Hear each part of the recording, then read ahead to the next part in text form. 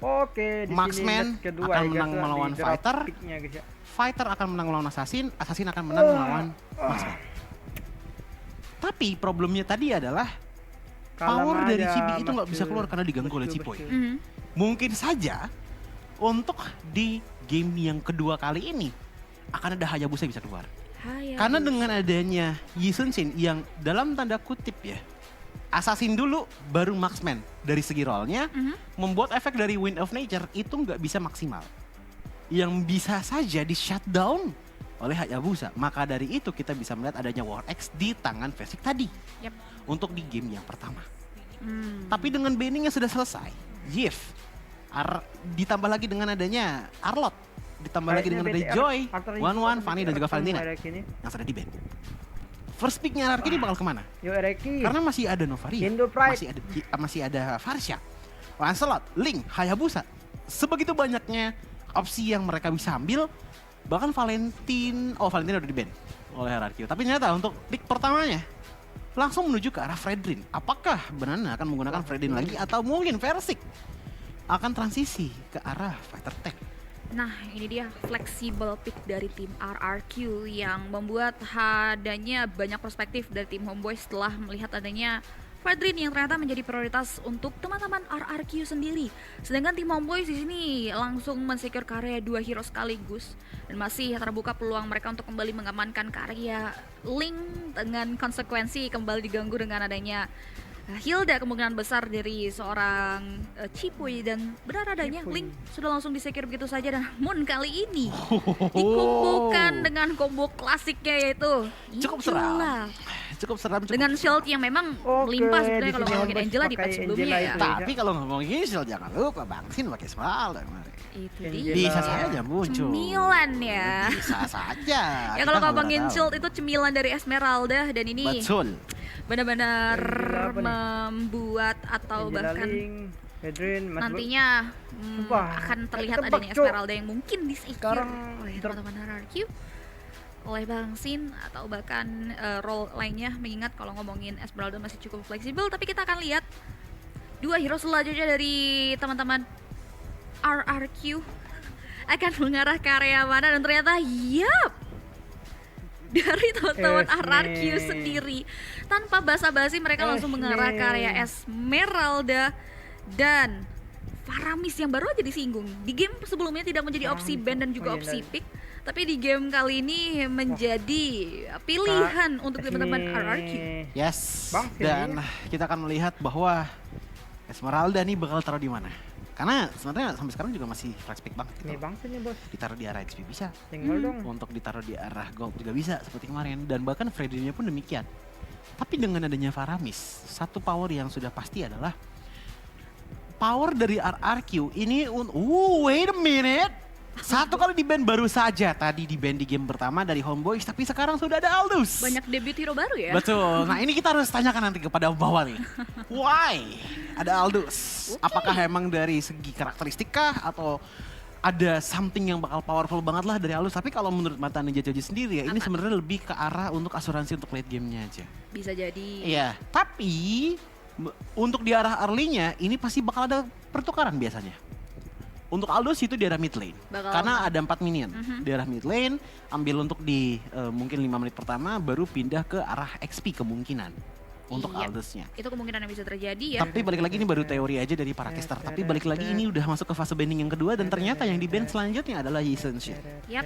Homeboys menyadari bahwa repotnya Yi Sun-shin di tangan Versik itu cukup berbahaya, maka dari itu mereka langsung melakukan penghormatan terhadap Yi Sun-shin dari Versik, melakukan banning terhadap hero tersebut. Nah itu dia ya. Tapi 2 ban lagi dari RRQ, ini kita sebenarnya masih melihat adanya potensi gold lane dan juga roamer. Gold lane dan juga mid laner dari Homeboys. Mungkin saja mereka akan melakukan banning terhadap kedua belah hero tersebut. Kalau untuk di arah gold lane ya, menurut Choji, mungkin saja Brody bisa di-ban atau Cloud ya dari RRQ.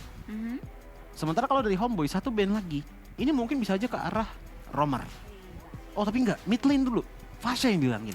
Sama-sama belum punya mid lane, dan walaupun memang Faramis ini masih cukup fleksibel, tapi mereka gak mau melepas atau bahkan memberikan space hero area of effect buat kedua belah pihak. Dan satu hero terakhir yang justru ditutup oleh Homeboys adalah mengarah ke area Hayabusa. Iya, ini Versik benar-benar dicepit banget sih. Berarti pilihannya ya mungkin saja tersisa tinggal Lancelot. Atau mungkin ada Alpha lagi seperti di match sebelumnya, kita nggak pernah tahu. Atau mungkin Freddy ini yang akan jadi jungle untuk dari RRQ. Masih banyak banget possibility-nya. Nggak tersempit hanya kepada Hayabusa dan juga Yisin saja. Bahkan Akai pun masih bisa keluar kalaupun memang nyaman digunakan oleh teman-teman dari RRQ. Tapi satu banning terakhir dari RRQ. Apakah mereka akan melakukan banning terhadap gold lane? Atau ke arah yang berbeda? Karena untuk sekarang menurut Choji Kari bisa sih di Kari bisa banget di ban, tapi Brody kayaknya lebih ini sih. Lagi Enggak, Lilia yang di ban. Oke. Lilia yang di ban ditambah lagi dengan adanya Farsha. So sejauh ini untuk gold lane kayaknya masih kebuka untuk Homeboys dengan asumsi bahwa nih Aldous-nya berada di area XP ya. Asumsinya demikian.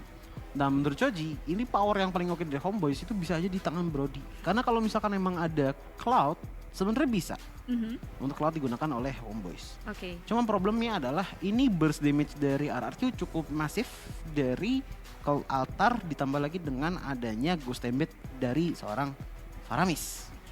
Dan ditambah lagi dengan adanya Cold Altar, otomatis Blazing Duetnya bisa saja hanya trading skill ultimate dengan adanya Faramis.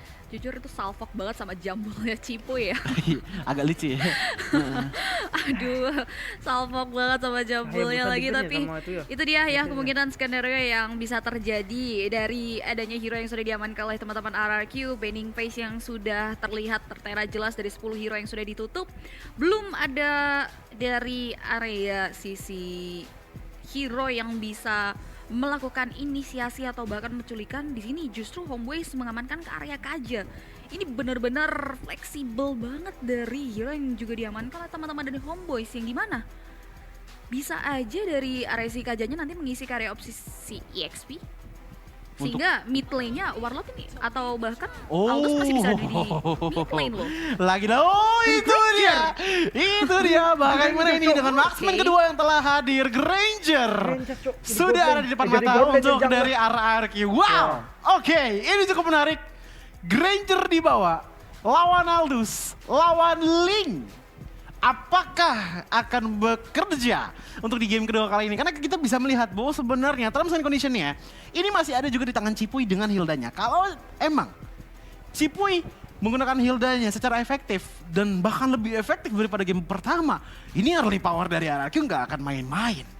Power dari Granger sudah tahu banget kita bahwa dari bullet terakhirnya yang warna merah itu punya burst power yang sangat-sangat masif di arah early game-nya.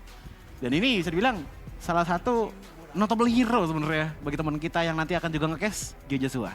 Oke. Yoi.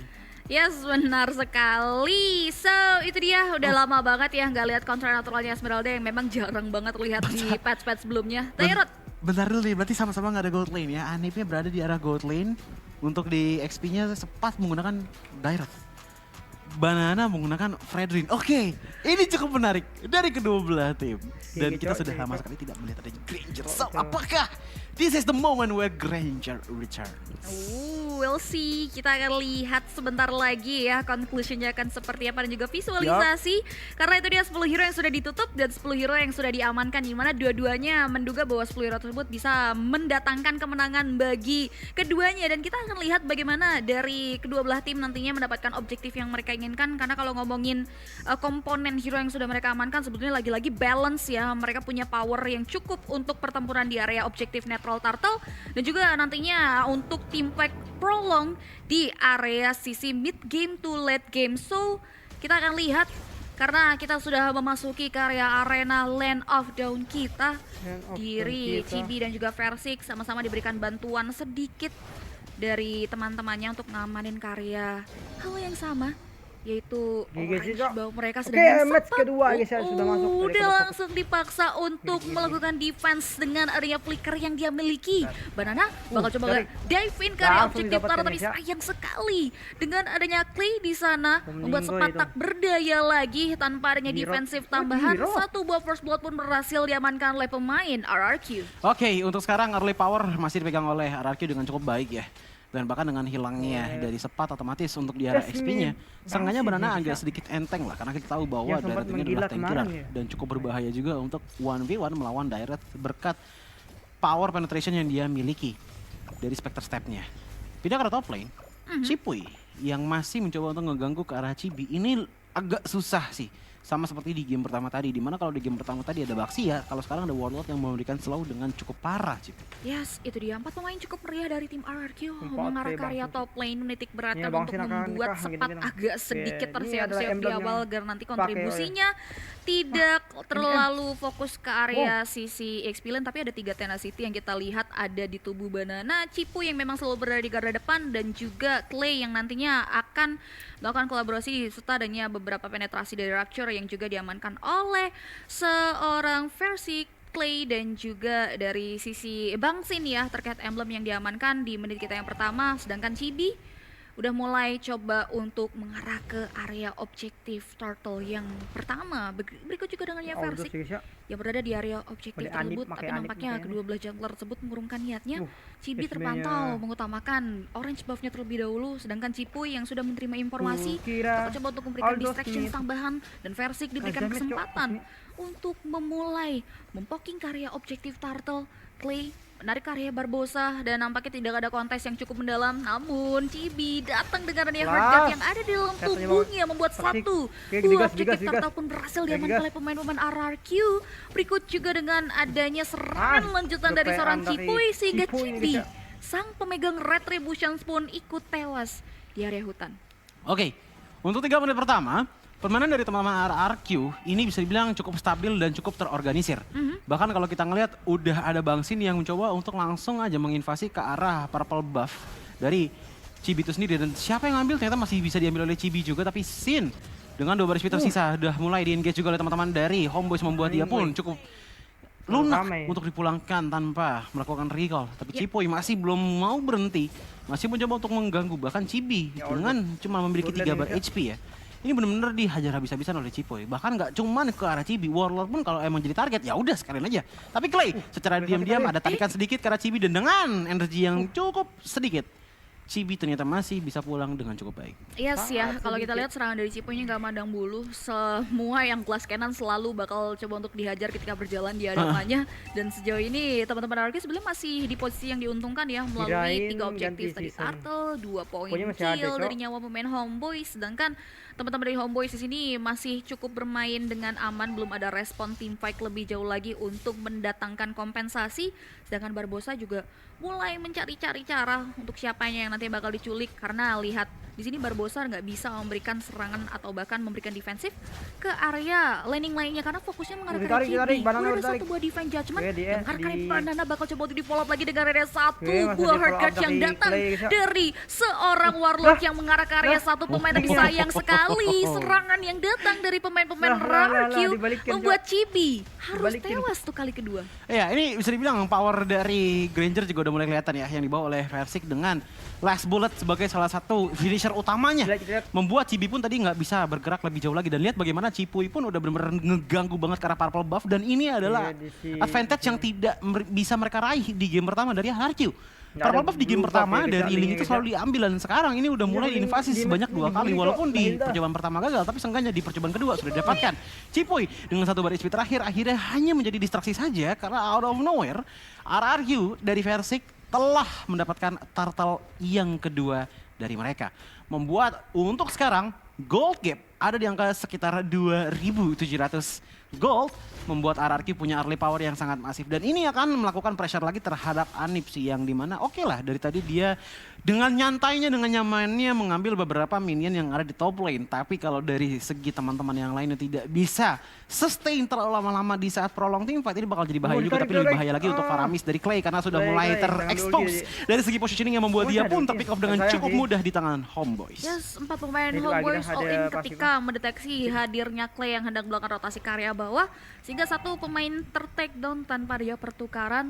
Sedangkan kalau kita lihat dari area Cipuy sendiri bakal coba untuk memantau pergerakan dari Chibi, dia bakal coba untuk ngisi kekosongan terlebih dahulu, di mana 4 pemain mereka sibuk di area top lane sana. Bang Sin dan juga kawan-kawan bakal coba untuk memberikan serangan ke area Sepat, sehingga Sepat harus tumbang untuk kali ketiga. Barbosa jadi korban selanjutnya, membuat Bang Sin berhasil mengklaim karya 1 poin kill. Cipuy disibukkan untuk memberikan penjagaan, tapi lihat sudah mulai diikat dengan area 1 buah Papetown swing yang mengarah ke area tubuhnya, masih bisa survive. Kita berada di area objektif rumputan. Cipuy masih bisa melakukan regen HP-nya, tapi lihat playing time yang dimiliki dan dipaksakan keluar dari seorang Warlord untuk memberikan defensif tambahan. 2 pemain yang low HP, tersisa ada 1 banana yang bakal coba untuk mendeteksi. Masih ada 1 buah serangan atau bahkan gerakan balik pulang yang membuat Cibi masih bisa bertahan. Itu 2 orang loh, bener-bener ngegebukin terus karena Cipuy. Dia jadi distraksi tapi tidak masalah. Buying time sih. Karena di arah top lane sana, tradingnya itu lebih efektif untuk teman-teman dari RRQ. Iya. Mendapatkan beberapa poin kill, tambah lagi dengan Tarat yang sudah hancur, membuat teman-teman dari RRQ pun lagi dan lagi punya early power advantage yang sangat tinggi. Apalagi untuk di arah top lane tadi ada Anip yang menggunakan ke arah Aldous.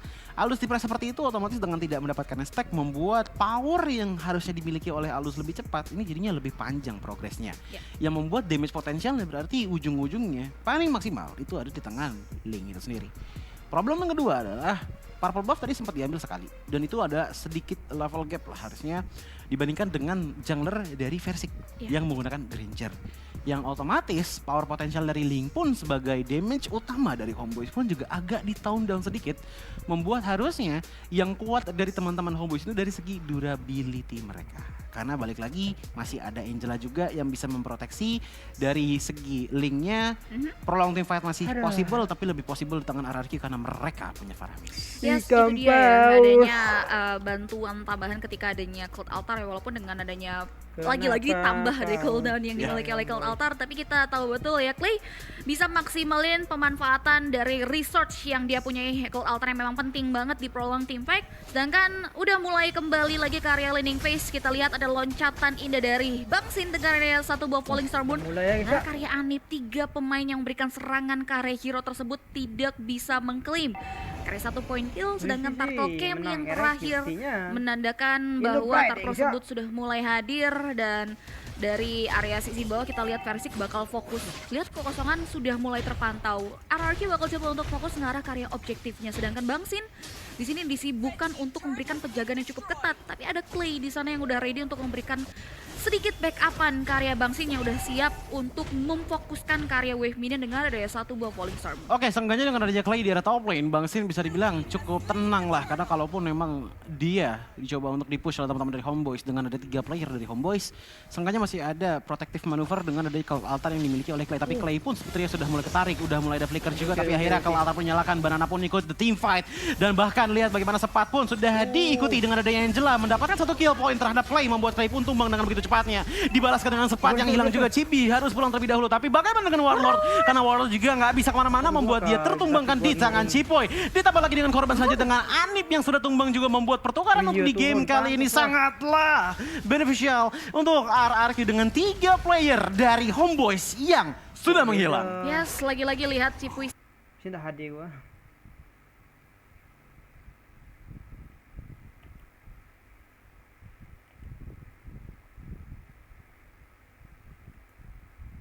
Ada 150 lagi. Janganlah kau nge-lag.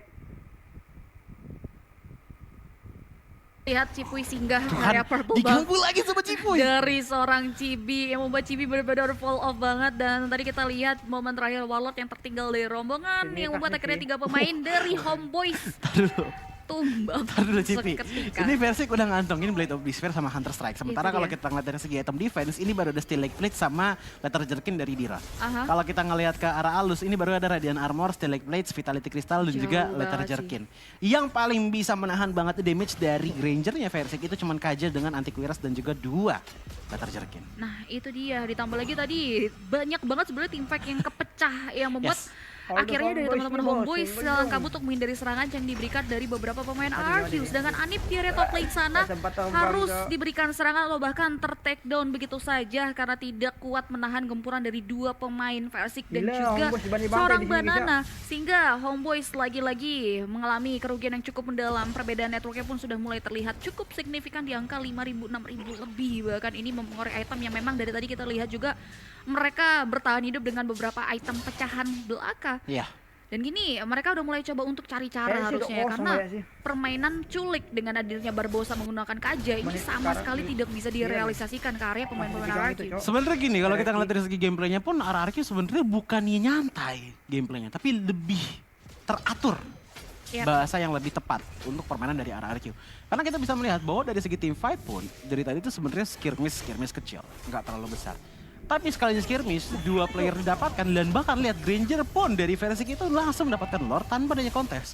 Membuat game itu seakan-akan nyantai tapi sebenarnya teratur. Yap, Apalagi kalau kita ngelihat untuk dari segi turretnya, ini outer turret dari Homeboy. Homeboy semuanya sudah menghilang.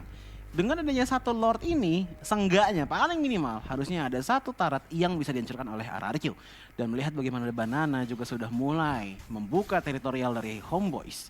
Homeboys pun sepertinya akan dipres habis-habisan kecuali Anip di arah battle lane sana yang seakan-akan sepertinya lagi mencoba untuk melakukan split push. Tapi ini dia vaksin sudah mulai masuk dengan adanya loncatan yang dilakukan. Warlord dengan satu Desonata terakhir ditumbangkan di tangan Versik membuat mid lane turret pun terbuka dan Chibi memaksakan dirinya ke depan sana. Tempo seperti itu dinyalakan untuk melarikan diri tapi pada akhirnya terkena satu tarikan membuat dia pun tertumbangkan juga. Tersisa tinggal hanya Anip dan juga Barbosa untuk melakukan defensive manuver. Sementara Anip baru melakukan recall 5 detik hingga ke base tapi lihat bagaimana dari mid lane turret inhibitornya sudah dilancarkan oleh teman-teman dari RRQ dan langsung saja straight push terhadap base turret dari Homeboys. Apakah bisa di-defense? Dan sepertinya dengan Nggak power bisa. dari RRQ sudah Tanpa terlihat sampai bahwa di situ RRQ bisa pun di- berhasil menjalankan tugas balam dendam Ente mereka untuk Homeboys dengan juga. memberikan 2-0 melawan Homeboys. yes, again and again Ya, kita Bang Fit. menyaksikan adanya sweet revenge from Indonesian team RRQ. Berhasil memenangkan 2-0 kemenangan tanpa balas Tanpa balas atas Homeboys untuk game kita Kelas. yang kedua kali ini. Tempo permainan yang